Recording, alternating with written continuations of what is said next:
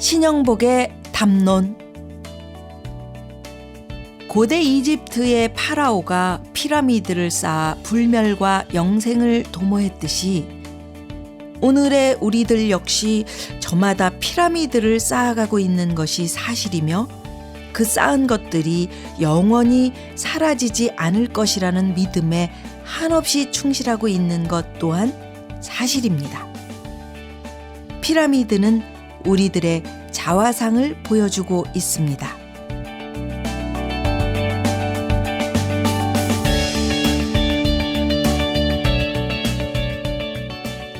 여러분 안녕하셨죠? 김미화입니다. 이집트의 파라오는 영생을 기원하며 피라미드를 지었습니다. 그리고 그 피라미드를 짓기 위해 수많은 사람이 동원되고요. 또 목숨을 잃었습니다. 그렇다면 여러분, 피라미드의 건설이 정치일까요? 아니면 피라미드의 해체가 정치일까요? 오늘은 정치 이야기입니다. 팟캐스트 신영복의 담론 시작해 봅니다.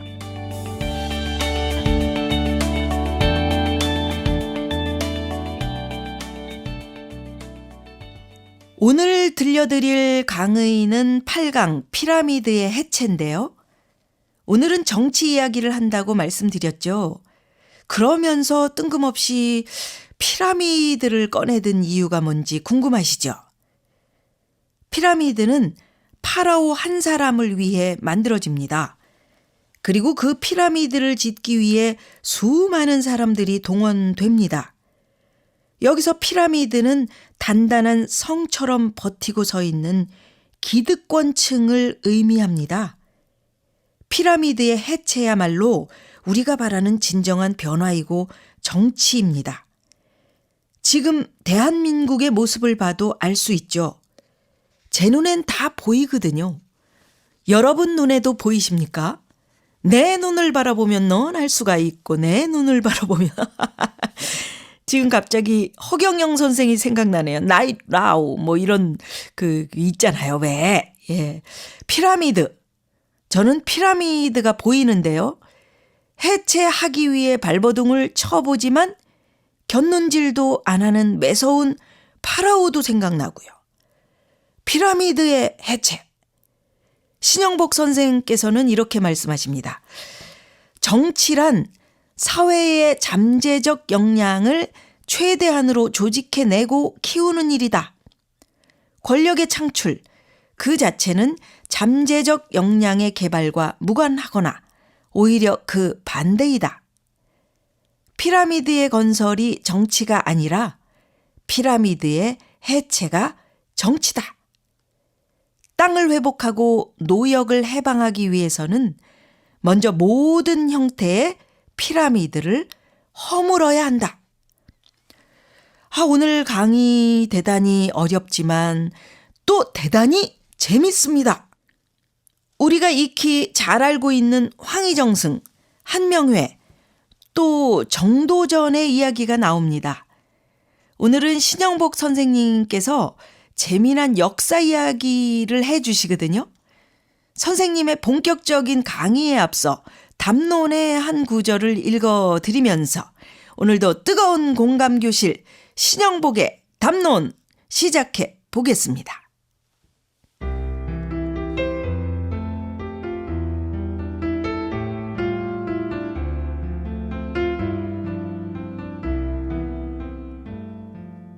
반구정과 압구정의 남아있는 모습이 그대로 역사의 평가는 아니라 하더라도 우리는 그것의 차이가 함의하는 언어를 찾아야 한다고 믿습니다.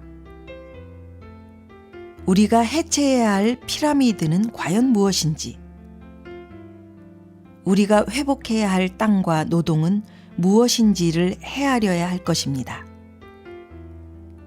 압구정이 콘크리트 더미 속 한 개의 작은 돌멩이로 외소화되어 있음에 반하여 반구정은 유유한 임진강가에서 이름 그대로 갈매기를 벗하고 있습니다. 나는 바람 부는 반구정에 앉아서 임진강 물길을 굽어보았습니다. 그러나 남북을 넘나드는 새들의 비행 아래로 임진강 푸른 물줄기는 철조망으로 결박되어 있었습니다.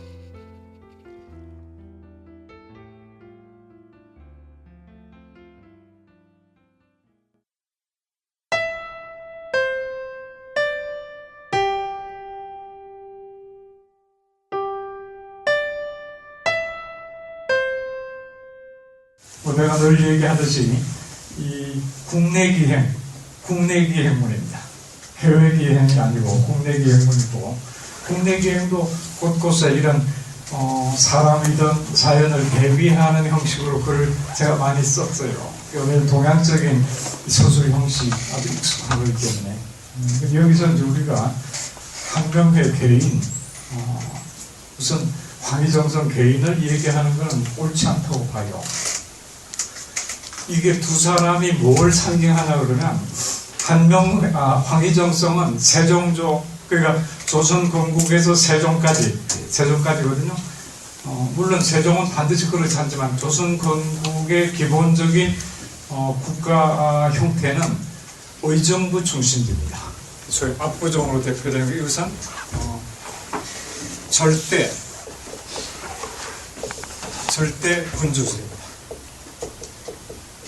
강력한 군주권을 중심으로 국가를 경영하는 거거든요.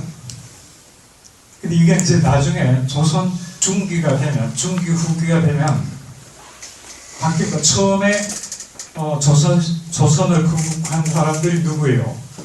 정도전으로 대표된 사람이 누구예요? 여러분들이 왜 국사 시간에 신진사유,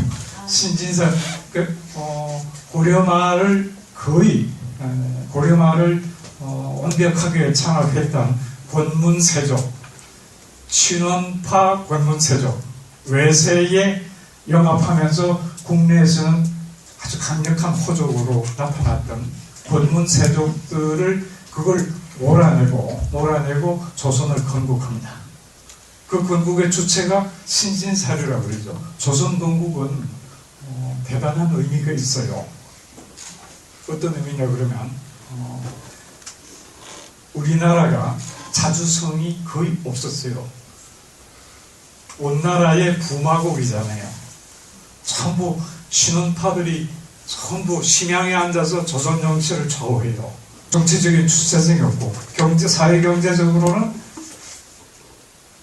강과 산을 경계로 토지를 소유하듯이 호강들, 대토지 소유자들이 그야말로 중소재지시주의 토지를 거의 변경해서 자기들이 강력한 대토지 소유자로 군림하거든요.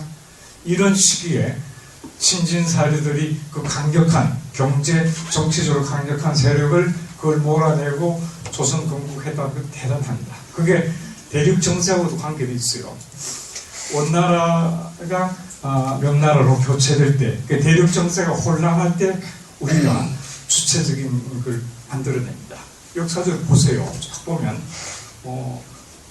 우리가 지난번 고전담론 얘기했던 춘추전국 시대, 중국, 그 당시 중국이 세계죠. 세계가 대단히 혼란할 때 우리가 고조선이라는 강력한 강력을 가진 국가가 나옵니다. 그게 진나라, 한나라가 통일하면서 고조선 망합니다. 그렇죠? 그리고 한사군이 그냥 한반도까지 들어오고, 그 다음에 한나라가 망하고 5호 16구 남북조치대가 되면, 그때 신라, 고구려, 백제가 아주 강력하게 민족적 그런 자기 입장을, 그러다가 이게 당나라가 통일되면서 고구려, 백제가 망합니다. 신라가 문화적으로 찬란하다고 좀 우리가 합리화하지만 당나라 속국이 전락합니다. 조선 건국은 대륙이 다시 원명 교체기에 우리가 뭔가 주체적인 국가를 건설할 수 있는 객관적인 조건이 있었어요. 그때 또 마침 고려 말에 처음으로 비료가 소개돼요. 영농강국에서. 송나라 때에 그 수경재배법이 소개되면서 시비농법이 가능해요. 그리고 관계방법도 이제 알게 되고, 그래서 그전에는 1년 경작하고 1년 휴경했어요. 그래서 지금은 연작이 가능하게 돼요. 매년 농사를 져요. 그러면 토지 생산력이 정확하게 두 배로 올라갑니다.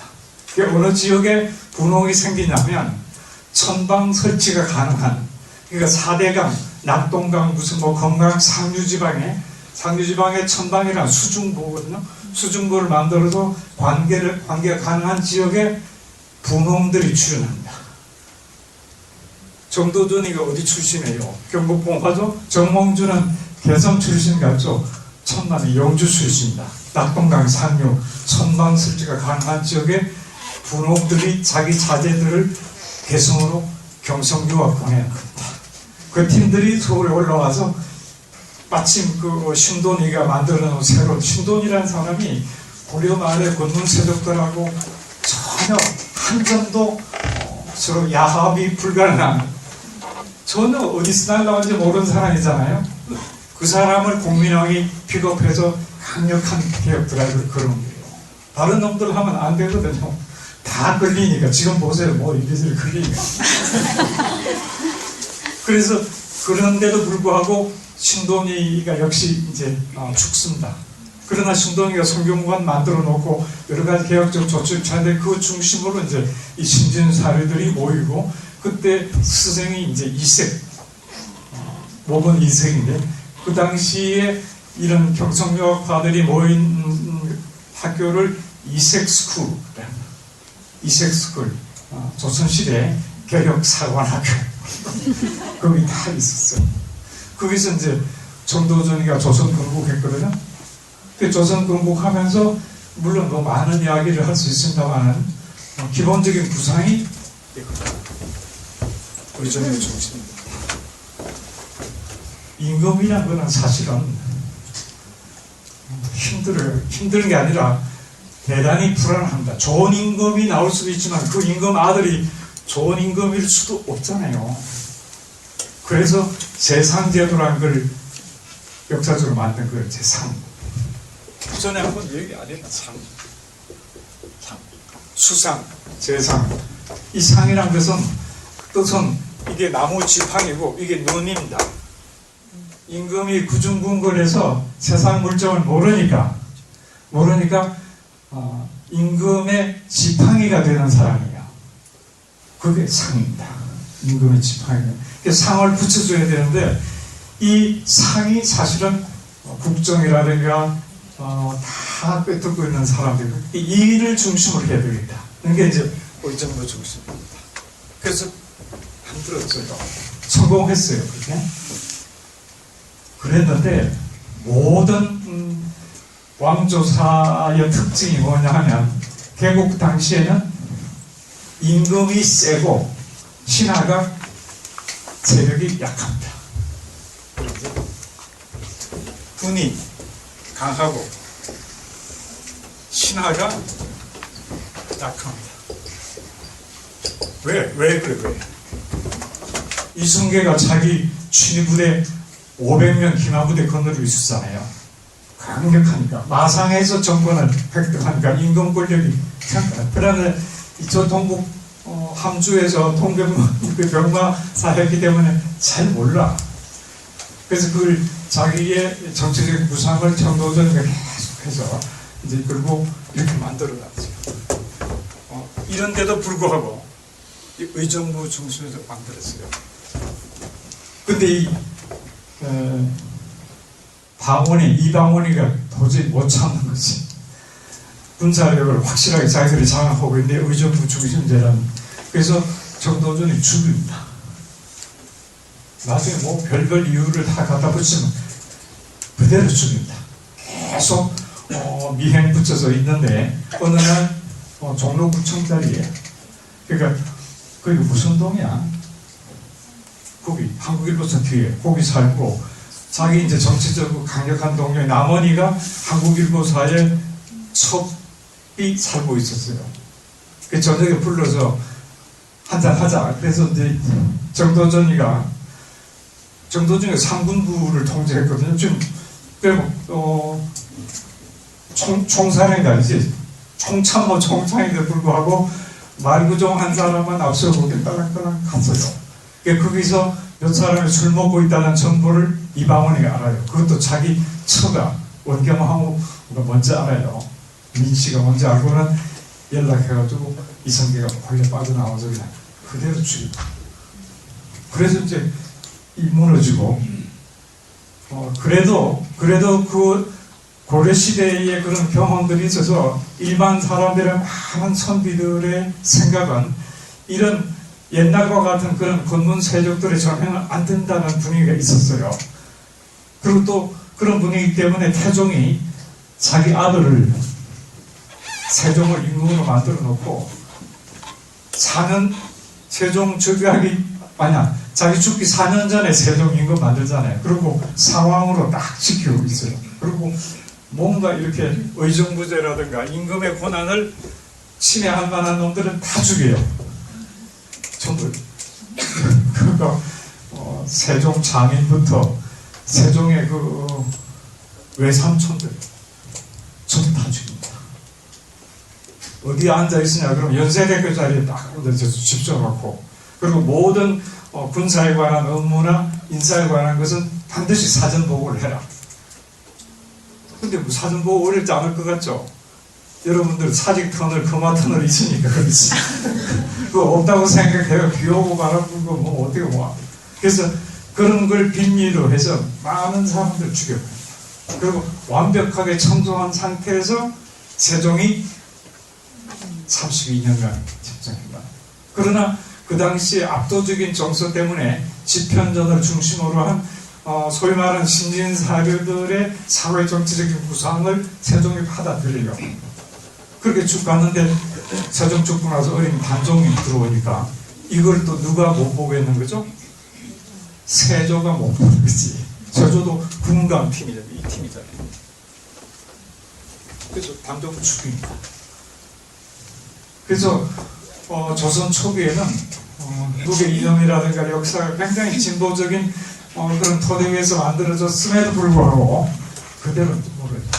그러니까 방원이라든가 태종이라든가 세조는 전혀 정치적인 그런 어떤 철학이 없는 사람, 권력 욕밖에 없는 사람.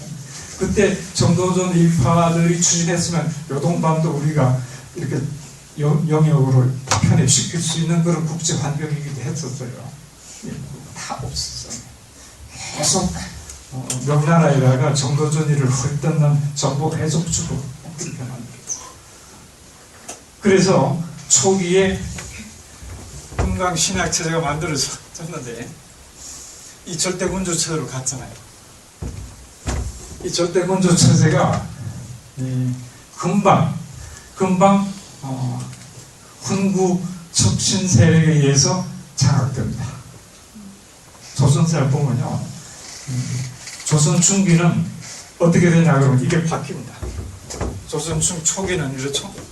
중기가 되면 군이 약하고 신이 강하게 됩니다. 대표적인 게 이제 숙종 하여튼 그런 이 인조반정 이후로 그렇게 일어납니다. 이 시기의 특징이 약한 임금이 강한 신하, 토지 사유하고 정기적인 모순이 반복돼요. 노비들 들이고 이래가지고 신하들을 통제할 수가 없어요. 불가한 줄로 알아요 그러면 안 되는 거예요. 이런 상태에서 약한 임금이 강한 신하를 견제하는 방식이 분할 통치입니다. 디바이드 앤 룰, 당쟁의 형식으로. 숙종을 당쟁의 챔피언이다. 그러기도 하죠. 서로 황국이라는 형식으로 남인을 등용했다가 다시 뒤집었고 노론을 등용했다가 이런 식으로 이제 여러 가지 정치적인 사람들이 벌어진 것. 아마 그 시기에 많이 나타나는 게 이 사극에서 많이 나타납니다. 그래서 중요한 것은 이 시기가 되면 살인파들이 다시 말하면 신진사류의 맥을 잇는 살인파들이 개혁 주체로 나타납니다. 그 사람들은 조선 초기에 의정부 중실제가 아니라 이 사람들 들고 나온 것은 약한 임금에게 강력한 권력을 주는, 이게 개혁파가 살인들의 정치적인 구상이고, 의정부제는 훈구 세력들 바뀝니다. 정조를 강력한 개혁군주로 만들려고 하다가 결국은 이제 좌절돼요.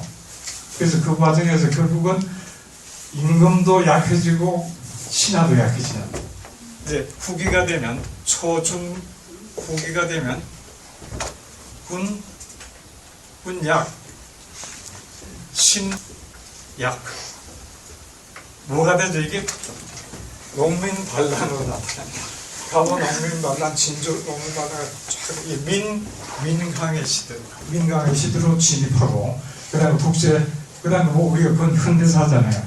그래서 우리나라 집권 세력들이 도저히 자기들 권력이 존립 위험하다고 생각했을 때 어디로 가냐 그러면 군과 신이 연합합니다. 연합을 가서 외세에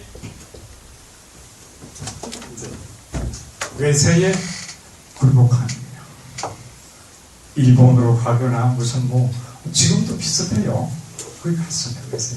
지난번 왜 그 얘기 하나 4.19 때 우리가 임금을 우리가 몰아냈다. 조선사에서 없었던 4.19 때 4.19는 진짜 총탄이 이마를 뚫고 지나간 혁명이다 그랬는데 1년이 안 돼서 1년은 조금 넘었구나. 5.16 군사부대가 딱 이러고 아주 새까만 안경 끼고 땡크 가지고 딱 나타났어요. 혁명의 모든 성과를 그냥 청산해.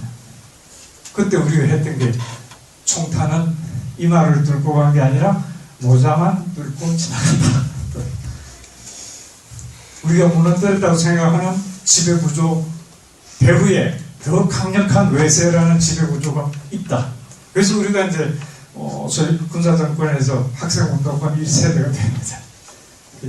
지금 사령은 오려고 그랬는데 이 한국 조선사의 역사를 우리가 돌이켜보는 게 이제 이 반구조가 앞서입니다. 그래서 뭐 시간이 많지 않아서 많은 얘기를 못한다만 이 정치란 게 뭐냐, 의정부 중심제, 소위 절대군주제 이런 정치 체제만 갖춰주면 되는가? 아니에요. 이걸 이제 절대군주제를 진나라 질서라 그러기도 하고, 의정부제를 주나라 국가체제라고 얘기를 해요. 주나라는 제후국 연방제거든요. 진나라는 진시황으로 상징되는 강력한 소위 절대군주를 중심으로 한 중앙 집권적인 체제고, 이 두 개 중에서 어느 게 진짜 정치냐 이런 논의는 의미가 없어요. 우리나라도 보세요. 중기에 오면 개혁 살인들이 절대군주제를 자기들이 주장해요. 오히려 훈구 척신들이 의정부제, 왜냐하면 자기들이 권력자니까 임금이 약한 게 훨씬 유리하잖아요. 그렇게 바뀌어요. 그래서 중요한 거는 정치란 무엇인가, 정치 체제를 떠나서 논어에 정치란 정본이라고 반면편에 있어요. 정본. 본은 뭐죠? 뿌리죠? 뿌리를 바르게 하는. 뿌리를 바르게 한다는 게 참 쉬운 표현이거든요. 글로 쓰니까 그런데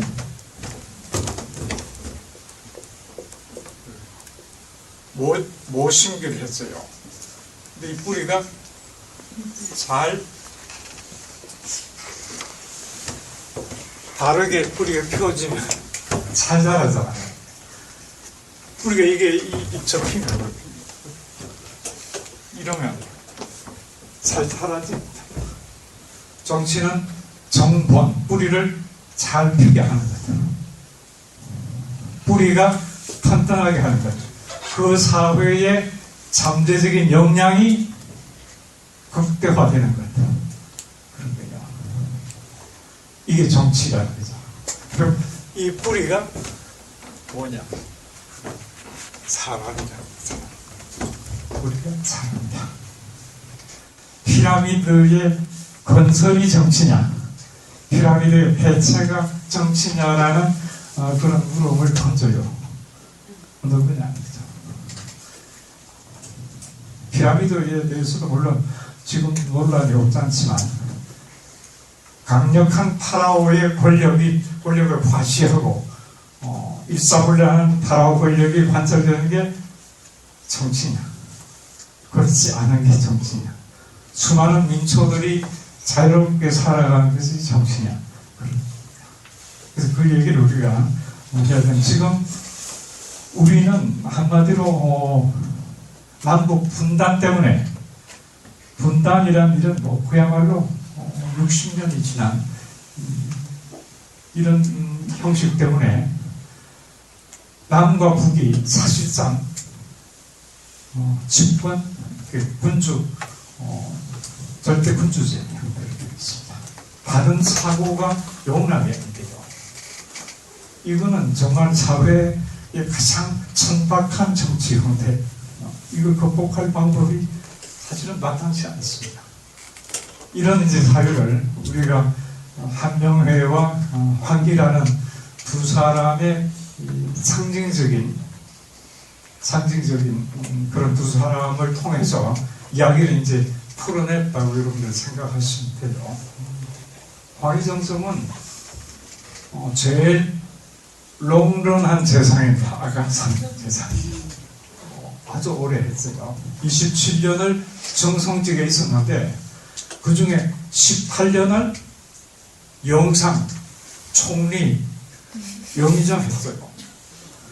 그리고 87세에 죽고, 그러니까 여기는 죽고 나서 방구정에 있는 방구정을 짓고 거기 가서 자기 노년을 지냈다 그러는데 87세에 은퇴해서 90세에 죽어요. 별로 방구정에 가서 앉아있을 새도 없이 그래서 사람들은 이제 그렇게 아주 아름답게 이제 그렇게 그리고 있습니다. 근데 한명회는 부관 참시당하고 자기 큰 딸을 성종비로 앉히고 둘째 딸을 큰 딸 예종, 둘째 딸을 성종비로 앉히니까 이게 그 자매가 입장이 참 곤란하지. 언니가 완전히 또 어머니가 된 거예요. 그런 식으로 농담을 하고, 그래서 이게 우리나라 중기에 군부 척신을 넘어가는 이유가 태종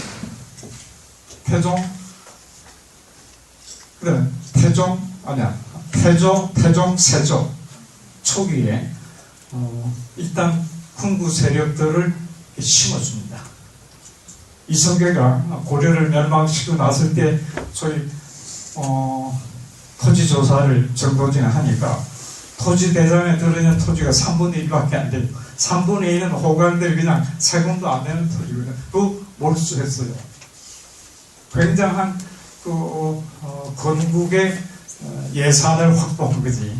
마치 이승만이가 미군정이 만들어주는 일본 치하의 적산을 다 갖고 우리나라 초기에 보수 정치 권력을 만드는 다음에 나눠줘. 그래서 쫙 나눠줬어요. 태종 때까지도 나눠줄 수 있었어요. 그런데 세조 때가 되면 없어요. 다 나눠주고 이제 줄 게 없으니까 다른 걸 뺏어 주셔야 돼요. 더구나 조선시대 벼슬자리가 500개, 초기에는 500개도 안 됐을 거야 아마. 가장 많았을 때 500개 정도인데 공신 채권하면 벼슬 줘야지. 그 다음에 토지 줘야지. 노비 줘야지. 이뿐만 아니에요.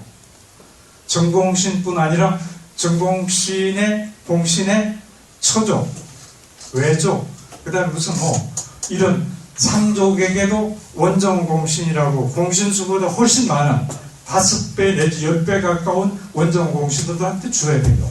이게 어디서 나와요? 그러니까 이 훈구 대신들이 일반 자장농, 조선건국의 물적 토지였던 제지, 중소, 지주들의 토지를 침탈해요. 살인이 등장합니다. 등장하는데 살인파들은 개혁 세력이고 훈구 척신들은 아주 우파 보수주의자들. 이 싸움에서 여러분들이 사화?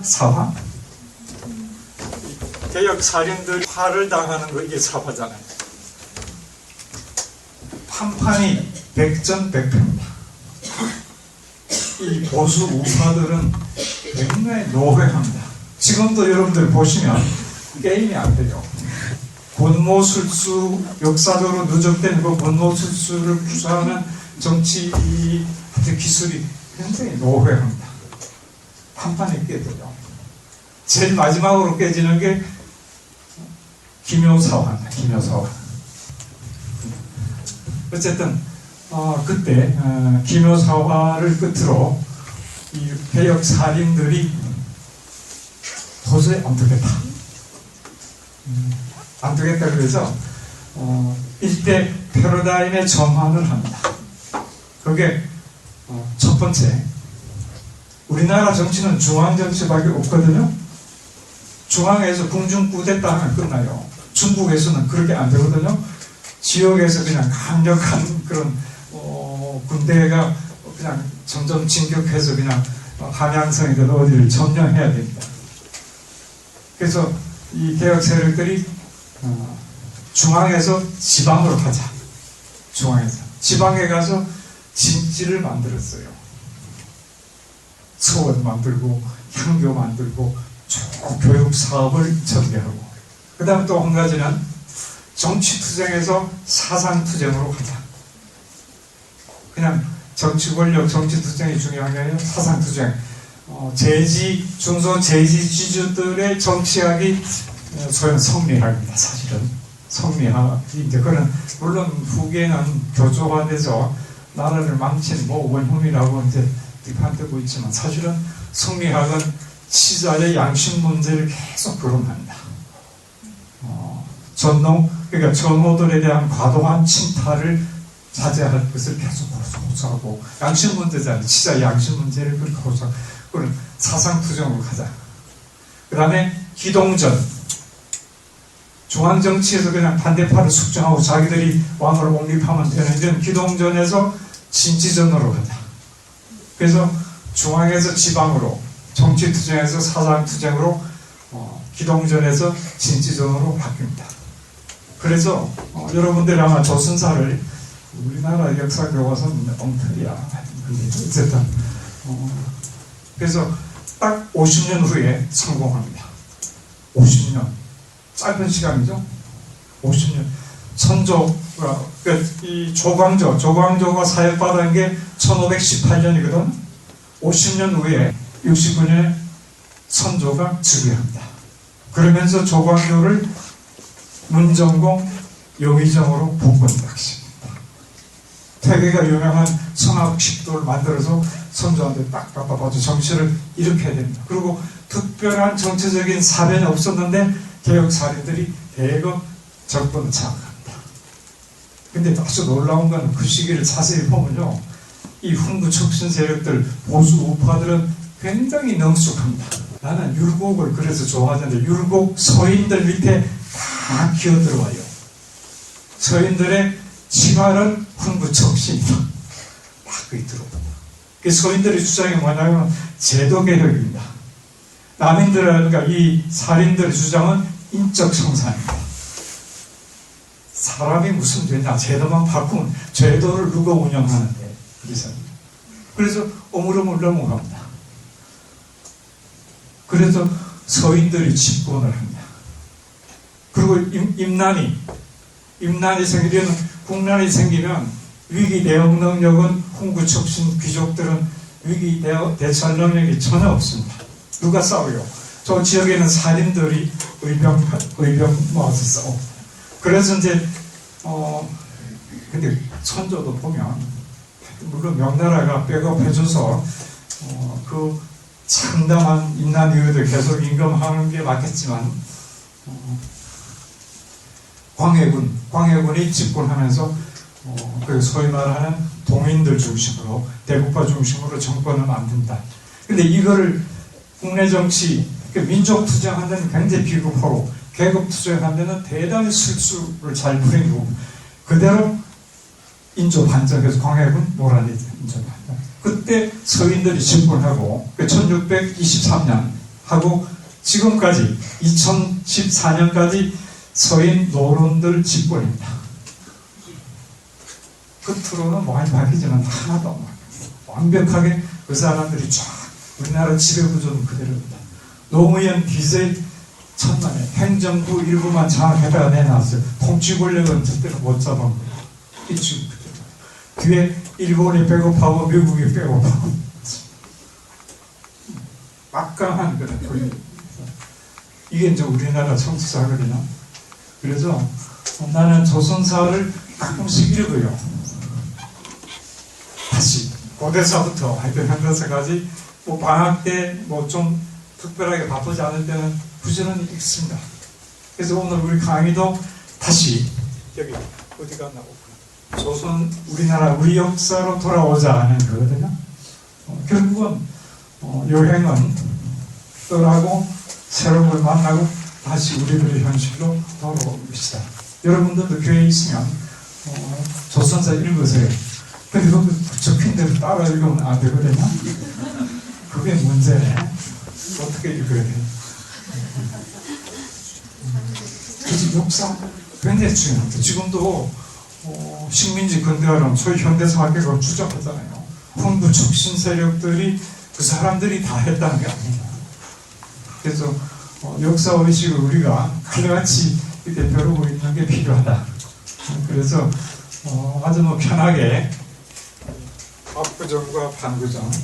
제가 얼마 전에도 반구정에 갔었어요. 그 옆에서 자몽이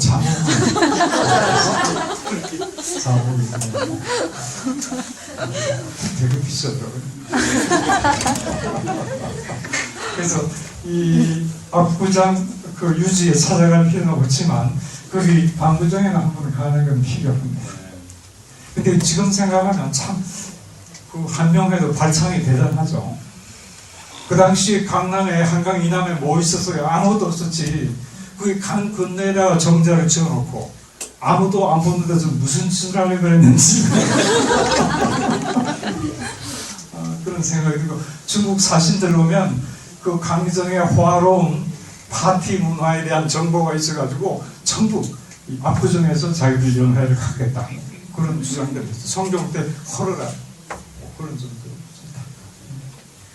그래서 지금도 두 개가 나란히 남아있고 그냥 그런 하나 역사적인 사정으로 이해할 게 아니라 그것이 대표하는 조선사의 그런 어떤 뭐라 그래야 되나 대단히 고난에 찬 역사에 대해서 여러분 좀 관심을 갖도록 부탁을 드립니다.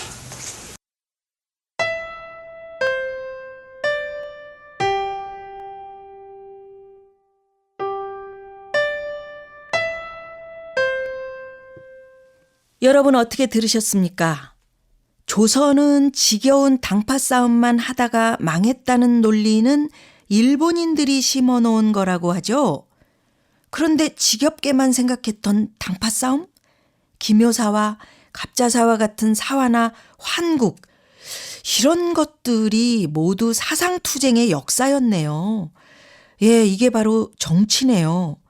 우리는 이런 역사에서 교훈을 얻어야죠. 현재도 여러분 보십시오. 단단한 피라미드가 우뚝 서 있습니다. 우리가 어떻게 하면 저 피라미드를 허물 수 있을까요? 진지한 고민이 필요한 때네요. 그나저나 여담이지만 저는 한명회도 참 용한 분이라는 생각이 드네요. 어떻게 조선시대에 사대문밖에 정자를 지을 생각을 하셨을까요? 지금이야 여러분 노른자 땅이지만 당시만 해도 강남의 압구정동 쪽 불모지 아마 모래밭 아니었을까 싶은데요. 그죠? 오늘 강의는 SBS의 유혜영 아나운서의 인터뷰로 마치겠습니다. 방황하던 청소년 시절에 신영복 선생님 책 보면서 많은 위로를 받았다고요? 여러분 다음 주에도 신영복 선생님과 함께 공감하실 거죠? 뜨거운 공감교실 신영복의 담론 8강 여기서 마칩니다. 감사합니다. 김미화였습니다.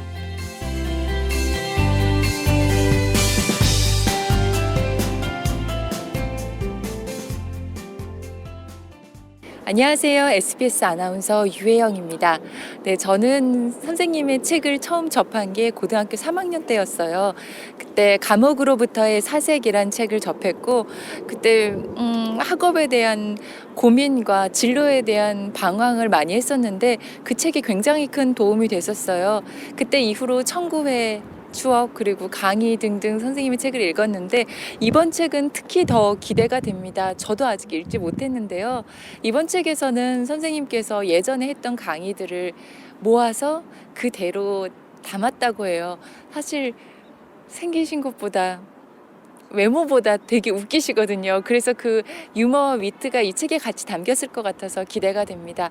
그리고 저처럼 방황하는 10대, 20대를 보내고 있는 청소년들, 대학생들, 그리고 학부모님들께서 아이들에게 책을 추천해 줄 때 이 책을 추천해 주면 어떨까 싶습니다. 신영복 교수님의 담론 화이팅!